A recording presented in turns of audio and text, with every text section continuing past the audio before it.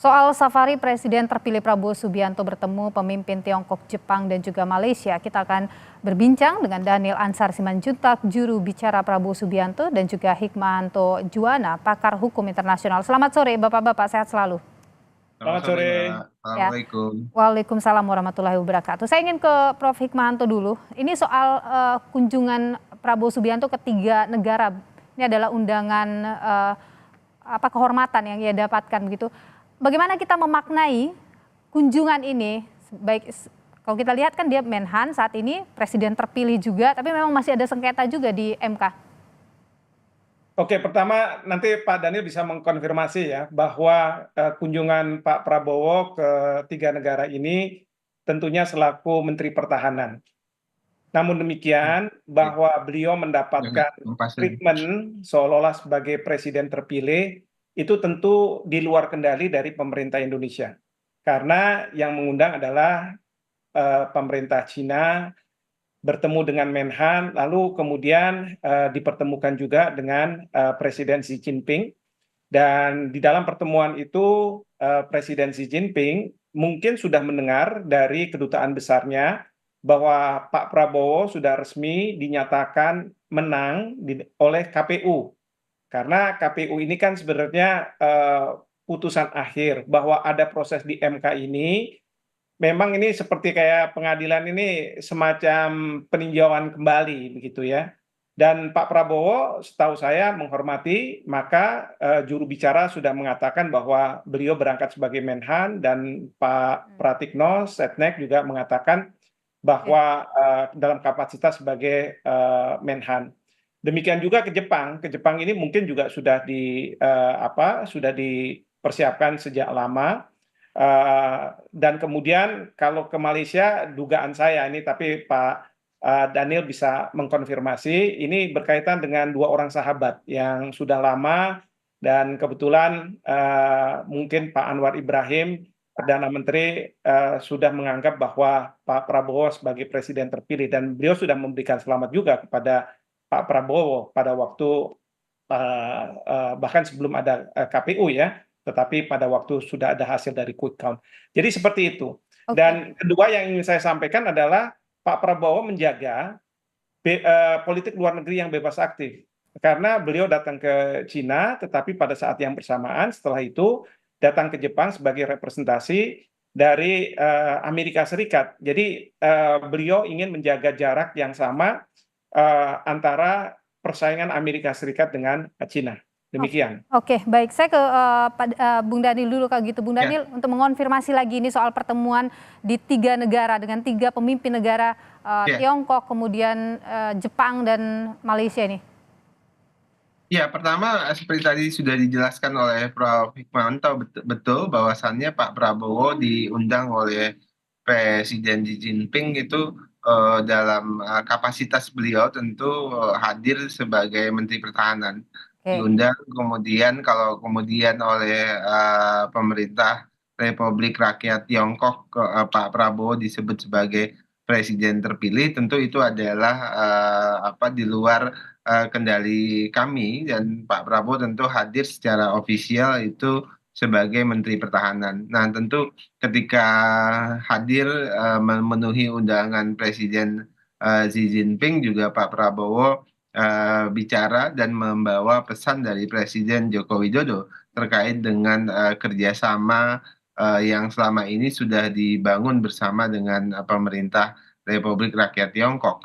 Nah, Oke. kemudian juga Pak Prabowo berkesempatan bicara dengan Perdana Menteri Republik Rakyat Tiongkok, juga kemudian dengan kolega beliau ya ini Menteri Pertahanan, bicara tentang rencana dan kerjasama pertahanan yang selama ini sudah dibangun. Oke. Kemudian selain itu tadi Pak Prof. Hikmanto menganalisanya dengan tepat sekali, Oke. bahwasannya kalau di Cina Pak Prabowo diundang, tapi kemudian tentu ini sebagai upaya kita membangun komunikasi yang sama, itu Oke.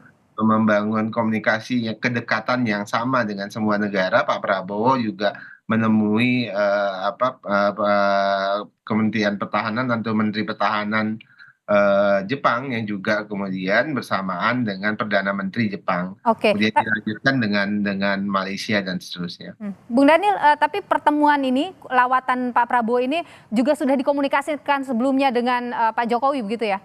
Pasti Mbak. Tentu tadi saya sebutkan di awal Pak Prabowo juga membawa pesan dari Pak Presiden Joko Widodo terkait dengan kerjasama pemerintahan Indonesia dengan Republik Rakyat Tiongkok saat ini dan rencana di masa yang akan datang. Jadi tentu tadi Pak Prabowo saya sebutkan bahwasannya Pak Prabowo hadir sebagai Menteri Pertahanan, kemudian tentu membawa pesan dari Presiden Joko Widodo. Oke, baik, saya ke Prof. Hikmahanto dulu. Ini kan lawatan Pak Prabowo memang sebagai seorang Menhan, tapi kemudian diterima juga sebagai seorang presiden terpilih. Di tengah masih ada ini Presiden Pak Jokowi begitu. Anda sendiri melihat ini bagaimana? Biasa saja, hal yang lumrah? Yang pasti mungkin saja ya negara-negara sahabat ingin mencuri start dalam artian mereka ingin memastikan bahwa hubungan antar negara mereka dengan Indonesia di bawah kepemimpinan Pak Prabowo akan lebih maju karena sudah difondasikan pada hubungan antara Presiden Joko Widodo dengan misalnya dengan Cina, Presiden Xi Jinping. Nah, tentu mereka mengatakan bahwa kalaupun ada perubahan, nantinya kalau misalnya sampai ada perubahan, mereka akan mengatakan bahwa persetujuan penerimaan Pak Prabowo sebagai presiden terpilih itu secara de facto. Ya, mungkin secara de jure ada cerita lain kalau misalnya ada perubahan di Indonesia. Tetapi secara de facto sekarang ini Pak Prabowo sudah dinyatakan oleh KPU sebagai pemenang, jadi sudah resmi di sana. Sehingga saya yakin kedutaan besar masing-masing negara ini mereka sudah menyampaikan hasil dari KPU bahwa ada proses tentu ya dihormati, tetapi sekali lagi bisa saja nantinya kalau misalnya ada perubahan, ada pengakuan secara de jure oleh pemerintah. Jadi negara-negara lain sudah mengakui, Anda menilai begitu ya?